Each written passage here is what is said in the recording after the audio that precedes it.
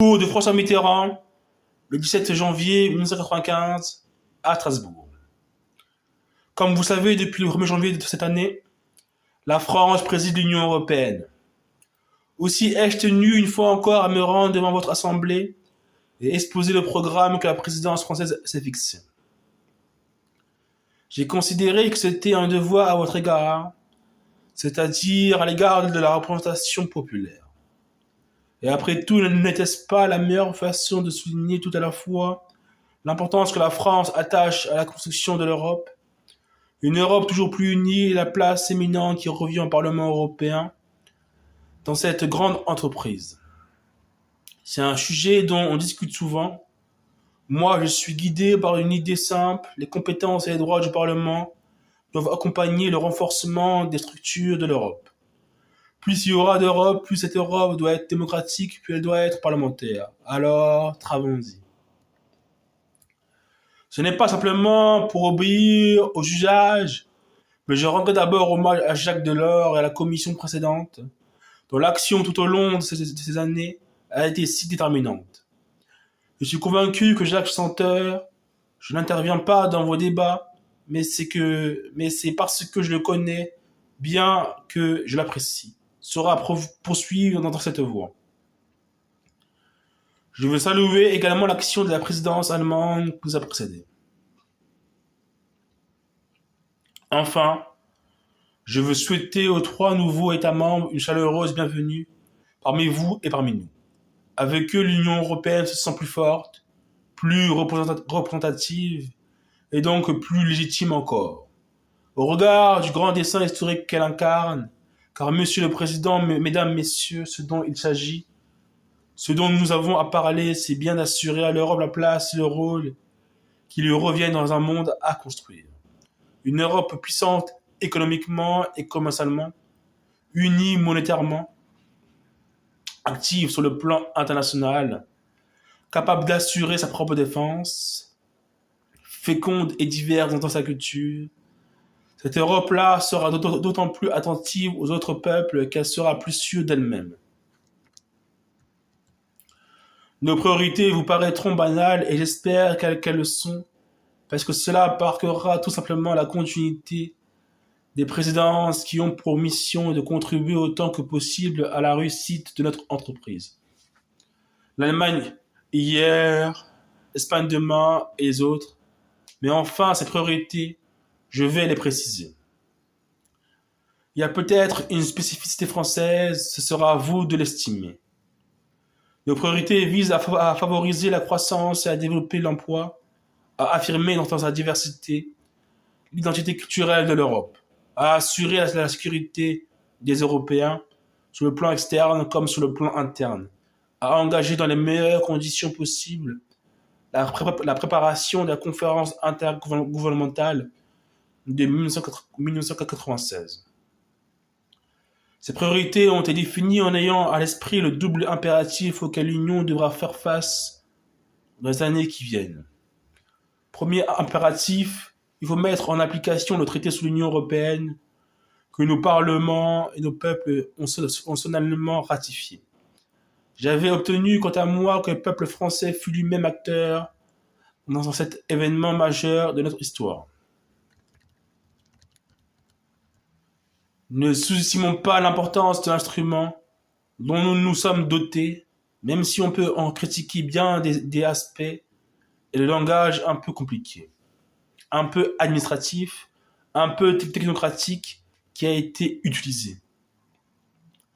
Mettre au point un texte aussi long et aussi compliqué avec des participants aussi divers et des langues aussi changeantes n'est pas non plus la meilleure manière de bâtir un chef-d'œuvre littéraire. Mais enfin, c'est un traité qui vaut la peine d'être étudié.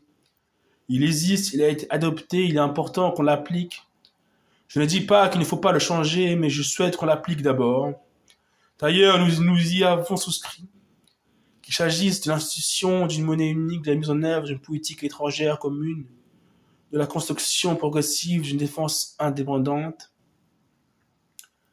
qui ne soit pas pour autant délié de ses engagements à l'égard de ses alliés.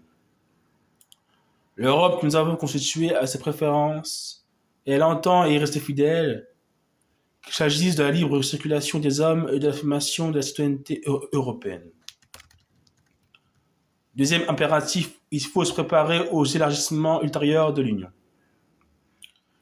Il y a entre ces deux impératifs un lien logique, plus l'Europe s'affirme sur le plan interne, et plus sa force d'attraction s'exerce sur les autres pays démocratiques d'Europe. Encore faut-il que ces deux objectifs ne se contredisent pas. Et c'est là la difficulté, car il faut élargir, mais il faut renforcer l'union existante. Il ne faut pas que l'élargissement affaiblisse ce qui existe, et il ne faut pas que ce qui existe empêche l'élargissement de l'union aux limites de l'Europe démocratique. C'est un problème difficile à régler, mais je vous demande d'y prendre garde. C'est peut-être la question la plus difficile que vous aurez à résoudre au cours des années prochaines. Le premier domaine d'action vise l'économie et l'emploi. Nos pays viennent de vivre une crise économique sans précédent par son ampleur dans notre histoire récente. Je suis persuadé que si la communauté européenne n'avait pas existé, l'intensité du phénomène aurait été beaucoup plus forte et ses effets sur la cohésion interne de nos sociétés beaucoup plus graves. Elle nous a préservé en effet des politiques aventureuses de chacun pour soi et de l'isolationnisme. Où en serions-nous, mesdames et messieurs, si nous avions dû traverser cette crise sans pouvoir s'appuyer les uns sur les autres? L'objectif, c'est d'accompagner par une démarche volontaire la reprise de l'activité et d'améliorer l'emploi. C'est en agissant de manière coordonnée que nous serons les plus efficaces. La présidence française veillera à favoriser cette cohérence à laquelle nous nous sommes collectivement engagés à Essen. À la lumière des conclusions du livre blanc sur la croissance et l'emploi. Mais au-delà de ces coordinations nécessaires de nos politiques, il faut aussi préparer sur un plus long terme les fondements en Europe d'une nouvelle expansion économique forte, saine et j'espère durable. C'est possible si nous avons utilisé pleinement trois de nos atouts majeurs. Quel est le premier de ces atouts? C'est la dimension de notre marché. Nous avons jusqu'à présent réussi pour l'essentiel à éliminer les barrières administratives, douanières, normatives qui morcelaient cet vaste espace. Cela a été l'œuvre accomplie grâce à l'acte unique.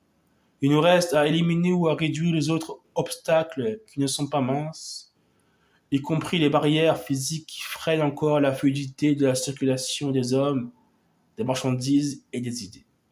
C'est à ce vaste entreprise qui est destiné par exemple le programme des réseaux trans-européens, que du nord au sud, que de l'est à l'ouest, les Européens soient reliés entre eux par des moyens modernes, rapides et sûrs, par le rail, la route ou l'avion. Que les énergies irriguent nos régions, que les informations s'échangent grâce aux techniques et aux infrastructures les plus avancées. Quel progrès, mesdames et messieurs, et comme nous serons plus forts et plus fiers de nous, si nous y parvenons plutôt que de segmenter à la limite de nos frontières nos moyens de communication. Le deuxième atout, c'est bien sûr l'union économique et monétaire, qui est à mes yeux le complément naturel et indispensable du marché unique, sans quoi le marché unique deviendrait une charte de l'anarchie et le lieu des concurrences les plus illicites. Les tensions monétaires que nous avons connues, que nous connaissons aujourd'hui en tout cas depuis quelques semaines, montrent la nécessité de progresser le plus rapidement possible vers la monnaie unique. Je sais qu'on en discute toujours et qu'on n'en est pas convaincu. En tout cas, je vous communique ma conviction personnelle, que je crois partager avec la plupart des responsables français. C'est la seule façon de faire de l'Europe une grande puissance économique et le meilleur moyen d'assurer à nos économies une croissance soutenue. Il est donc impératif, je sais que d'autres que nous parleraient différemment, mais je suis là pour exprimer ma pensée et celle de la France, de respecter le calendrier que nous nous sommes fixés et de faire en sorte de parvenir à la monnaie unique dès 1997. Naturellement, comme nous nous sommes donné du champ entre 1997 et 1999, dans les conversations particulières, on dit Pourquoi pas attendre le début du siècle prochain? Naturellement, on est tenté de se tourner vers une solution apparemment facile, mais cette solution ne ferait que compliquer les choses. Notre présidence française fera le maximum pour préparer l'échéance de 1987. Dans cette perspective, on utilisera au mieux toutes les procédures de coordination de nos politiques économiques et d'ici l'an prochain, nous les renforcerons encore. J'espère que cette déclaration de principe se traduira dans les faits. Notre diplomatie travaille activement. Il faudra également régler les problèmes liés à l'introduction de l'écu. C'est tout à fait l'essentiel, ou bien que nous parlons pour ne rien dire.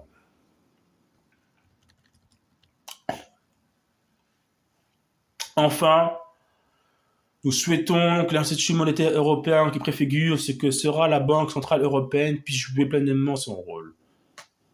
Notre œuvre est évidemment que tous les États qui ont souscrit à ce même objectif puissent, si possible, dans les délais prévus, franchir le cap de la troisième phase de l'union monétaire. La porte restera bien sûr ouverte aux États qui ont estimé ne pas pouvoir s'engager encore sur la monnaie unique. Je comprends leurs difficultés. Nous nous sommes posé les mêmes questions. Ne croyez pas que cela sera facile pour la France.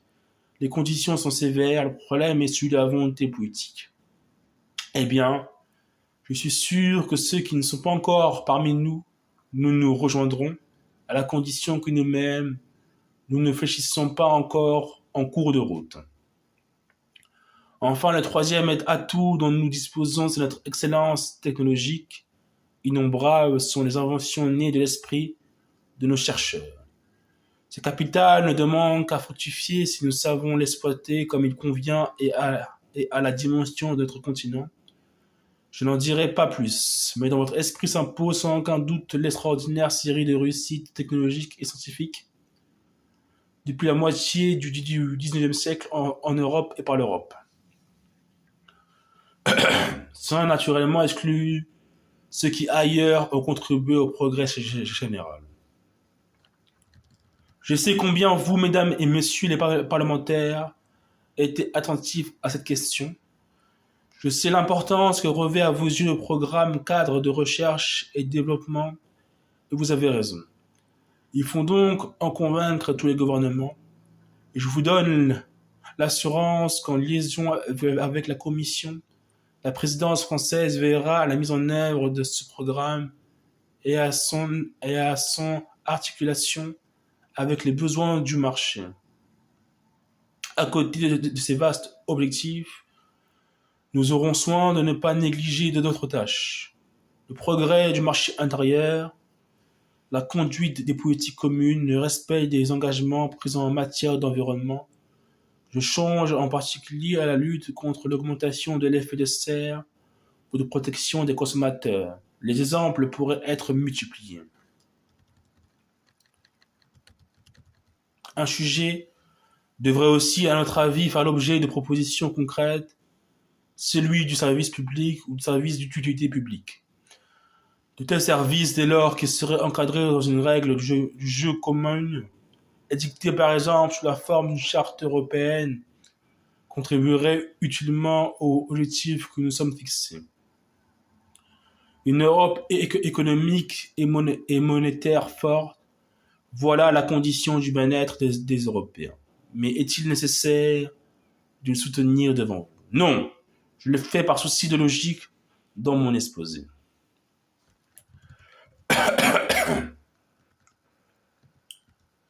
Vous qui êtes les élus des peuples européens, vous savez que la construction de cette Europe-là ne sera possible que par l'adhésion réelle des citoyens eux-mêmes. L'une des difficultés principales que nous avons rencontrées pour obtenir l'accord de nos concitoyens lors de la ratification du traité de Maastricht était due à l'effet de surprise. Un certain nombre des gens informés qui voyagent, qui ont des contacts avec l'étranger, ou bien la partie du public qui lit, qui s'informe, qui étudie, était acquise à l'Europe. On s'était peut-être un peu trop reposé là-dessus. Le peuple, dans ses profondeurs, était pour, mais ignorait les conditions nécessaires Pour y parvenir, lesquelles conditions pouvaient paraître contraignantes.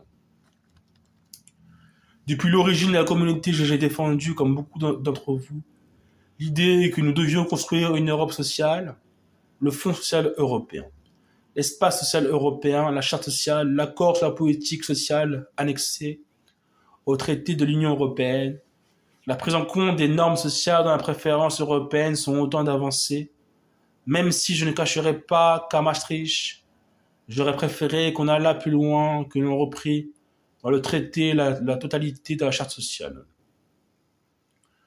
Ne nous y trompons pas, les marchés ne sont que des moyens, des mécanismes dominés trop souvent par la loi du plus fort, des mécanismes qui peuvent engendrer l'injustice, l'exclusion, la dépendance, si des contrepoids nécessaires n'y sont pas apportés par ceux qui peuvent s'appuyer sur la légitimité démocratique. À côté des marchés, il y a place pour les activités économiques et sociales fondées sur la solidarité, la coopération, l'association, la mutualité, l'intérêt général. Bref, le service public. Or, aujourd'hui, si nous avons tracé le contour de l'Europe sociale, il n'y a pas de contenu.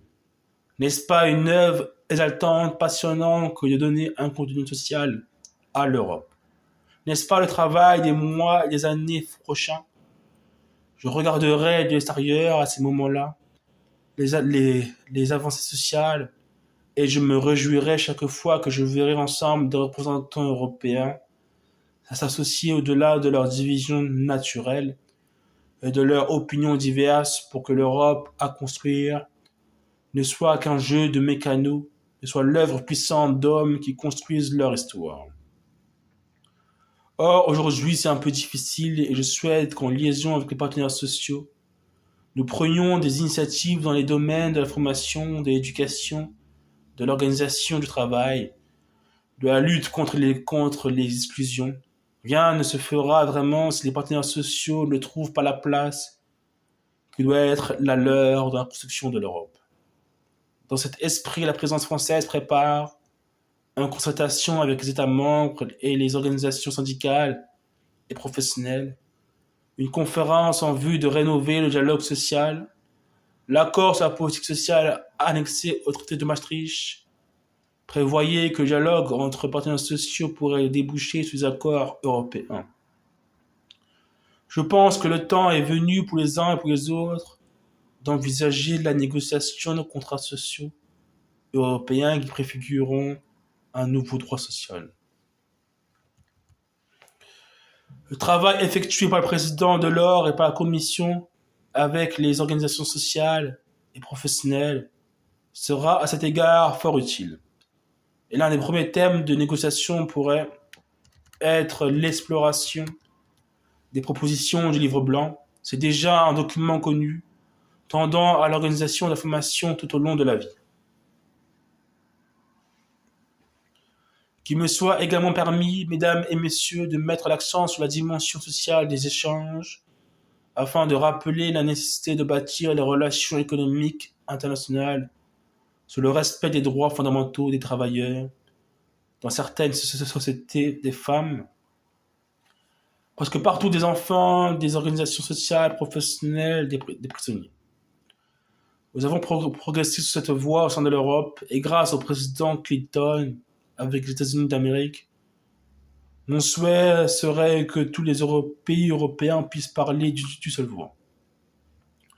Notamment au sein de l'Organisation internationale du travail ou de la nouvelle Organisation mondiale du commerce. En s'inspirant des textes qui existent et en particulier du rapport que vous avez adopté, voilà une base de travail et de réflexion.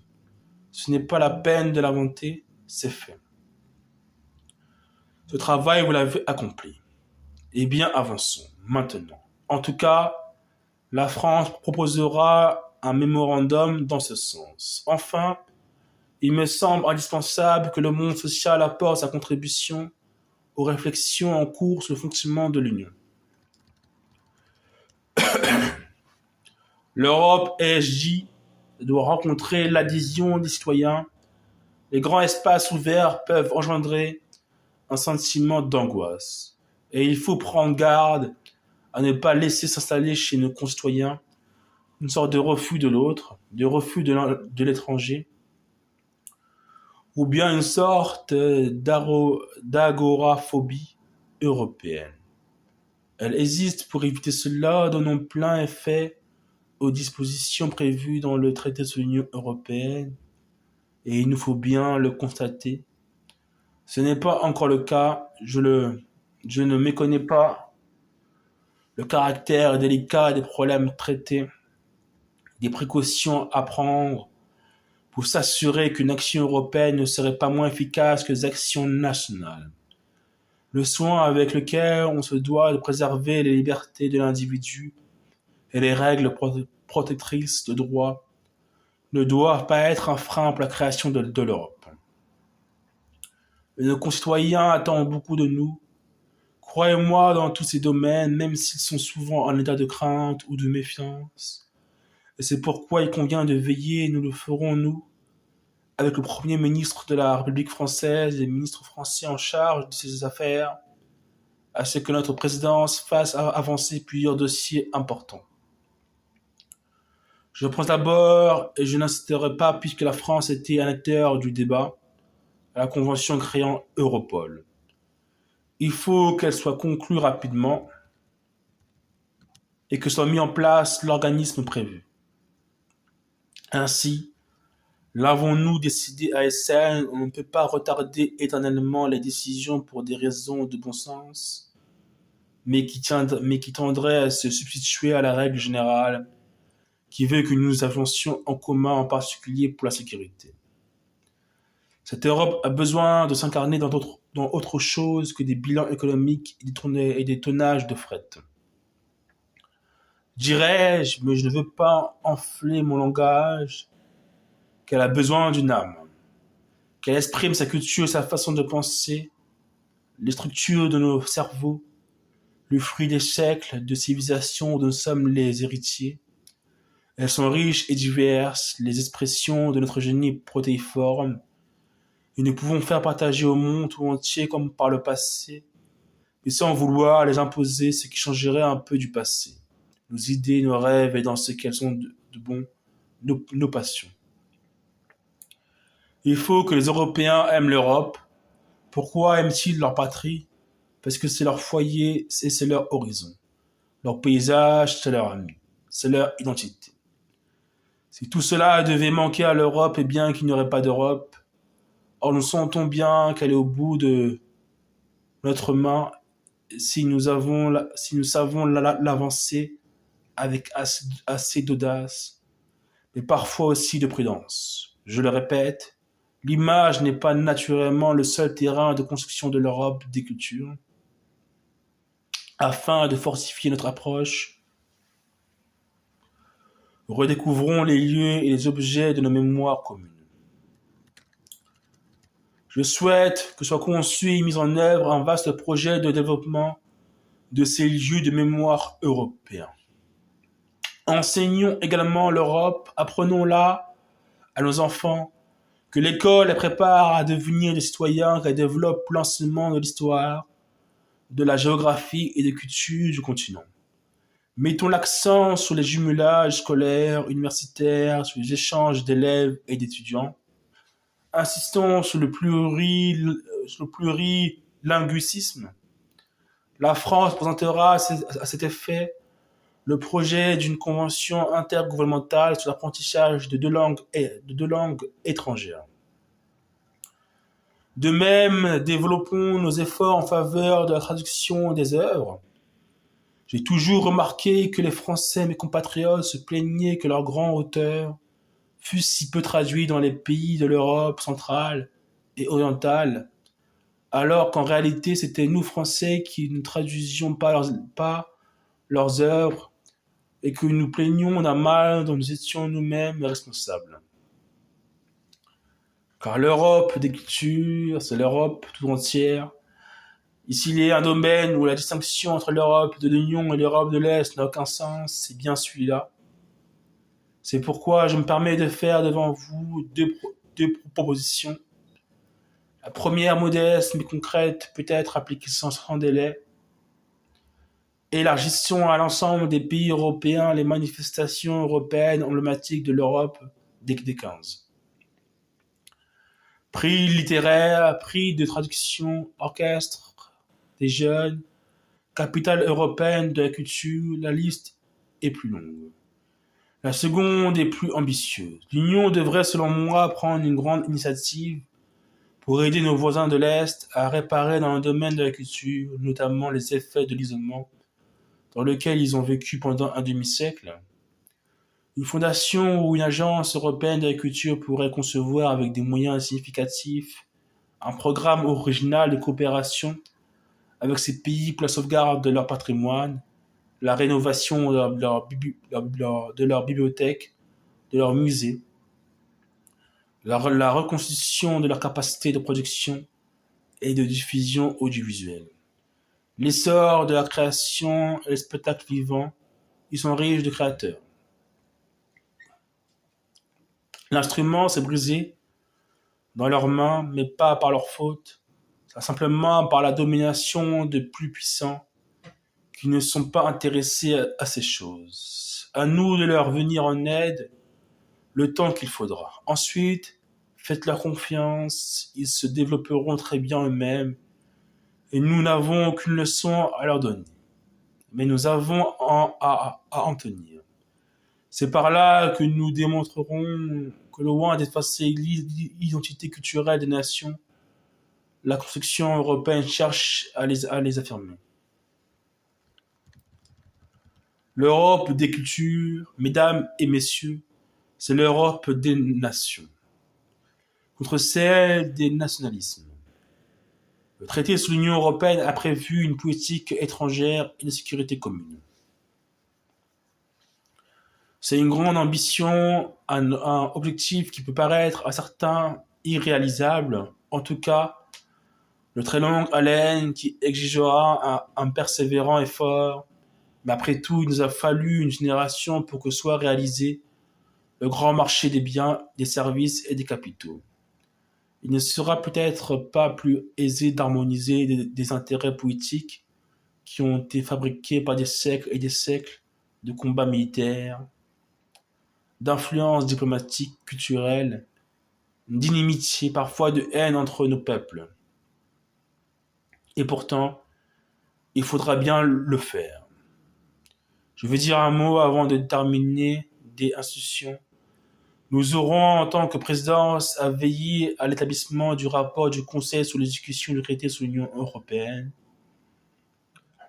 Ensuite, les représentants des États membres se réuniront à partir du juin prochain pour préparer la conférence intergouvernementale de 1996. Je ne veux pas anticiper sur un rendez-vous de cette importance, mais puisque je n'en serai plus un acteur direct, je souhaite vous faire part de deux idées simples. La première, c'est qu'il faut se garder de la fuite en avant. Les potentialités du traité sur l'Union européenne sont considérables. Son équilibre est raisonnable. J'aurais certes voulu faire évoluer la Constitution, en améliorer le fonctionnement pour permettre les futurs élargissements, la compléter pour continuer de renforcer la légitimité démocratique de son processus de décision. J'insiste sur ce point, faisons avancer l'Europe pour faire avancer la démocratie. C'est une maxime aussi forte que celle qui consiste à dire que sans démocratie, il n'y aura pas d'Europe. Tout cela s'impose et je sais que vous serez très vigilants sur ce point, car je suis vos débats avec assez d'attention pour ne pas ignorer les prises de position de la grande majorité d'entre vous. Après tout, une démocratie suppose un parlement.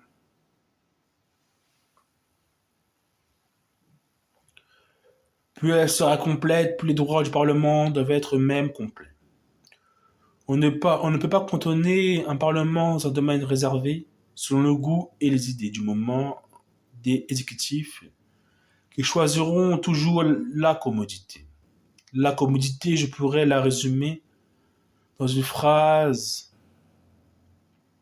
qui pourra paraître iconoclaste, mais qui n'exprime pas ma pensée, comme ce serait à Graal une démocratie sans parlement.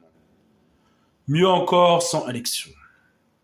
Mais malgré tout, il ne serait pas sage que le sceau des ratifications, qui est encore humide, soit aussitôt réformé. Il faut préserver les grands équilibres institutionnels. Réfléchissez puisque c'est vous qui le ferez. Réfléchissez bien avant d'agir. L'Europe s'est faite pas à pas. On peut élargir les enjambées, mais on ne peut pas prendre une allure qui ne serait pas conforme à notre nature. La seconde remarque, c'est que nos futurs négociateurs commettraient, à mon sens, une erreur si, par impatience ou lassitude, ils laissaient les élargissements se faire dans des conditions qui affaibliraient la cohésion et les disciplines de l'Union. J'insiste sur ce point, je suis tout à fait partisan de l'élargissement à toute l'Europe démocratique, mais je ne voudrais pas qu'au moment où le dernier adhérent arrivera, il adhère à quelque chose qui n'existe déjà plus. Parce que ruiné de l'intérieur, c'est une immense ambition politique qui vous appartient. Réussir ce qui est beaucoup plus qu'un pari.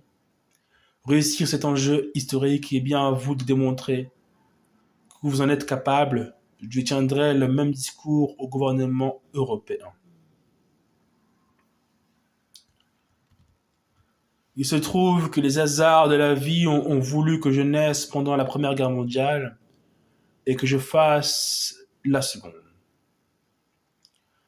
J'ai donc vécu mon enfance dans l'ambiance de familles déchirées, qui toutes pleuraient des morts et qui entretenaient une rancune et parfois une haine contre l'ennemi de la veille. L'ennemi traditionnel, mais mesdames et messieurs, nous en avons changé de siècle en siècle. Les traditions ont toujours changé. J'ai déjà eu l'occasion de vous dire que la France avait combattu tous les pays d'Europe, à l'exception du Danemark. On se demande pourquoi.